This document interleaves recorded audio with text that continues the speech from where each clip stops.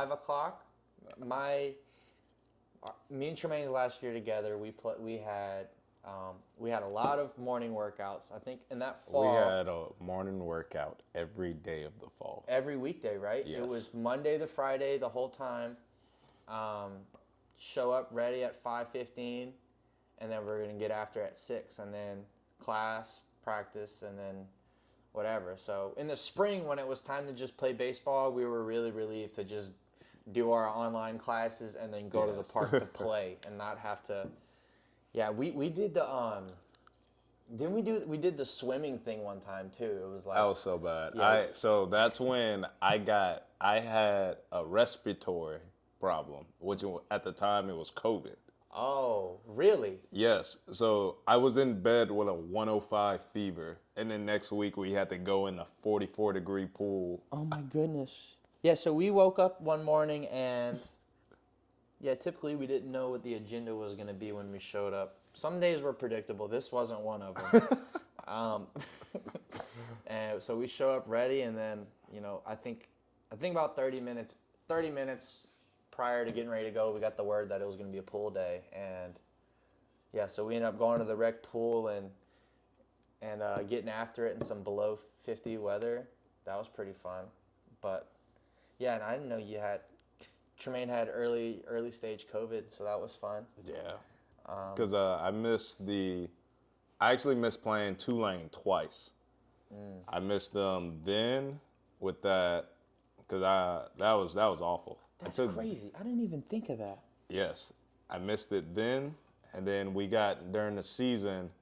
I had food poisoning, and that one was the worst because I tried to go to class, threw up on the way to class, went to the training room. They had me sleeping in the training room because I was supposed to lead off that night. Yeah, sure. Look, this is a perfect example of old school guy gonna do everything it takes to find his way to the field. Nowadays, guy miscuts his fingernail and he wants to get out the lineup. Yeah. Continue. Yeah, so I'm sleeping in the training room, like in the one room that they have with the door closed. Okay. I get up, I wake up from my nap. First thing I do is throw up. Oh. Brian goes, "Hey, go home.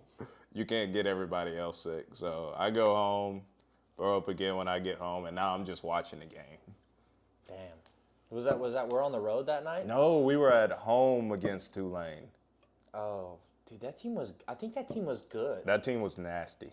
I know they're... Hudson Haskin got picked up pretty high on that team. They had Witherspoon. I played against him. Who's the third baseman in 19? Oh, Cody Hosey. Hosey was insane. Yeah, that kid was good. Shout out to Cody Hosey, the Dodgers. He even was Golden Spikes semifinalist that year. Okay, so you making that transition. You finally decide and you show up here in Baton Rouge, Louisiana, to play at Southern. What was it like being the old guy from the school in Lafayette here and at Southern? I mean, when I came in, I didn't really have much talking to do. Like, I didn't want to be that guy. Mm-hmm. Because I feel like it's just like you, it shouldn't be words to show it. Like, it's always play. Mm-hmm. So, like, that's what I came in here as. Whatever was needed to be done, I did it. I made sure I was on time everywhere I need to do. Like, it's just business as normal. Yeah. But, like, if something was going to happen, it wasn't going to be because I had to, like, sit there and put my words into it. Yeah. Like, no, it's always by action. And also, too, though, I think, like, maybe a role that you didn't quite have as much, but when you were there at Southern, I remember you were telling me stories of how much you were actually involved in, like, provoking your teammates to become better versions of themselves, too, right? Yeah, no, that throughout the year, like, there was a spot that I had to step up and be vocal, and a couple of us did, and it was nice, but it took on the persona for me that you couldn't catch me doing anything wrong. And I say that as in, I have to be on time. Whatever we have to wear that day, it's on. Like, I'm the first one out there setting up early work. Yeah. Because, well, even at that time, we didn't have early work at Southern. Yeah. So the first year there, If you want it, you got to go get it right. because all my classes were night classes too. So I'm leaving in the middle of practice. So if I have to get my work in, You got to get it beforehand. I got to get it beforehand. So that's when early work kind of started as a thing at Southern. Yeah. Was because I would get out there and then some people started joining. That's good. Yeah. That's a good culture thing. So you played in the summer in the draft league. After or did you guys win a conference tournament? You guys We won the conference tournament my first year. Yeah. So tell me about the conference tournament that year and how your boy hasn't won a conference tournament. I've won a high A league championship. That's my latest coin. But what do you have on being in the mix in the conference tournament? That's actually the best time.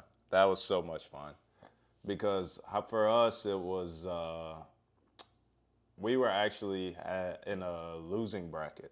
I think we lost to Prairie View in a close game. They walked us off. So next day we go to play them. I'd never forget this. We're on the bus. And Prairie View. On the bus about to play Prairie View. On the bus about to play Prairie View. We're playing in Alabama at the Angels AA field. Huntsville. Yeah, the trash rock. Yeah. I hit a home run there. That's actually a very nice field. It's cool. It's not bad. Yeah. But we're playing there, and one particular song comes on, and you just see everybody just change. And it was War With Us by Youngboy. And the boys, for your squad. Yes. On the bus? Yes. So somebody's on the speaker playing, what was it? War With Us by Youngboy. War With Us by Youngboy, and the boys were about it. It's rocking. So now we go in. We didn't play 9 innings. It's 24 to like 3. Oh, you wiped them boys. Yes. So the next day we have to play them again. Okay. And there was a lot of barking, right? Oh, it's always barking. Y'all was doing that. One thing about HBCUs, they're gonna bark. Bro, so I remember watching Southern last year. They're playing at Minute Maid against Grambling. First game of the year. At the end of the game, you just see everybody huddling up at first. I'm like, bro, it's the first game. Man. Like we're sitting here at Minute Maid and we're still doing it. Everybody wants smoke, bro. Bro, no, it's funny though. I will say this, it's very enjoyable. Like a lot of people think it's personal and it's really not.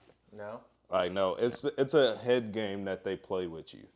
Like, but at the end of the day, it's not personal at all. It's another element of competition. You got to deal with it. Yeah. You gotta have some thick skin. Uh-huh.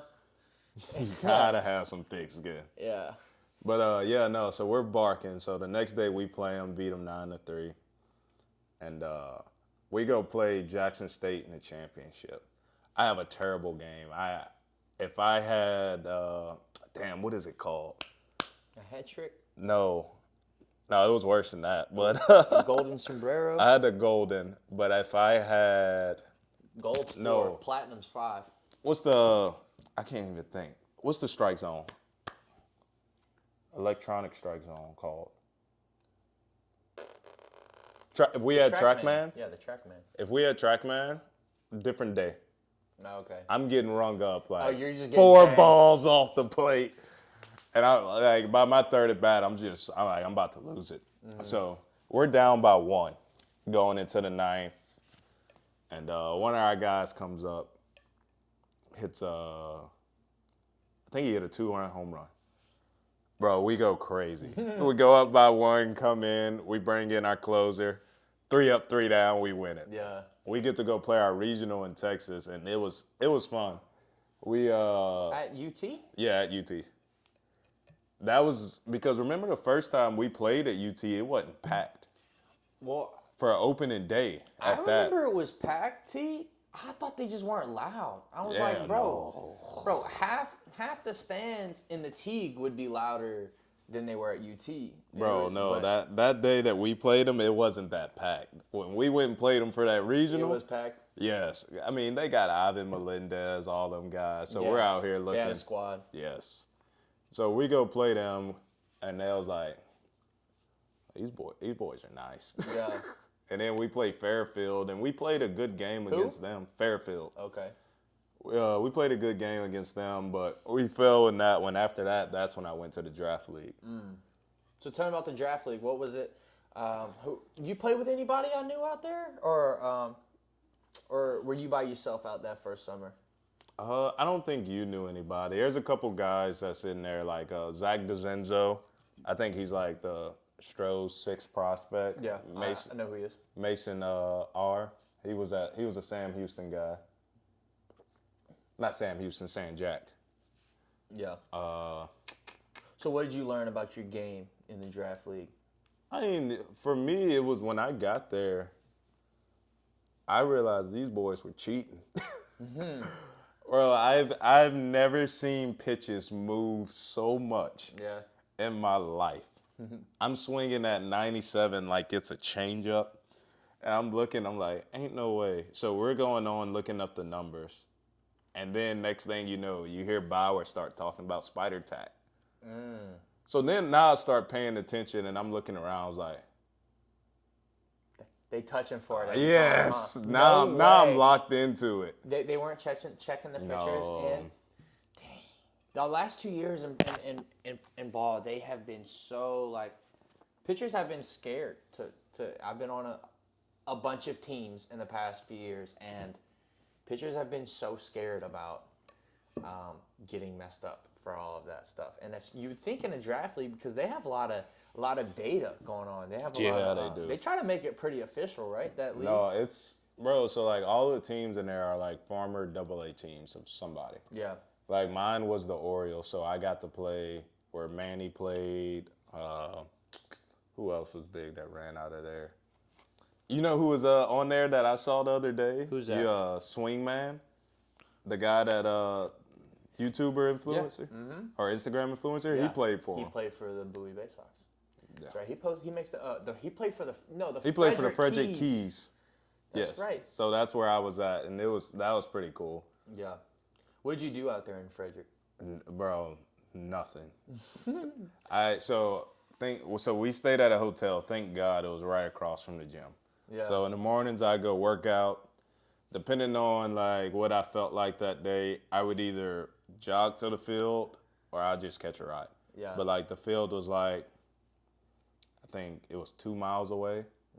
So it was like nice jog to the field, take an ice bath, get out there, get loose, and just go play. You still doing the ice baths like that? Not now. No, not now. I'm nowhere near as sore as I used to be. Dang.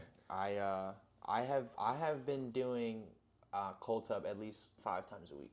Sometimes twice a week, 5 days a week. I am a very big. I really like that.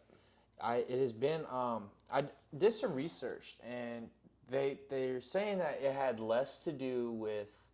It had less to do with your muscles like getting cold, like the cold, like taking care of your muscles. It had more to do with your fight or flight systems being like. I was about to say, activated. I would think it was more psychological than anything. Yeah, and it's that, but and I think they said there was like a study. It's like if you do, I think for the study they had guys who hadn't been participating in cold tubs, but if you do up to 10 minutes of cold tub a week, you can have up to a 300% increase in testosterone. I was about to say it's a higher testosterone, and I know that it was good for your immune system to do that. And so like if you're like that's what the guys do.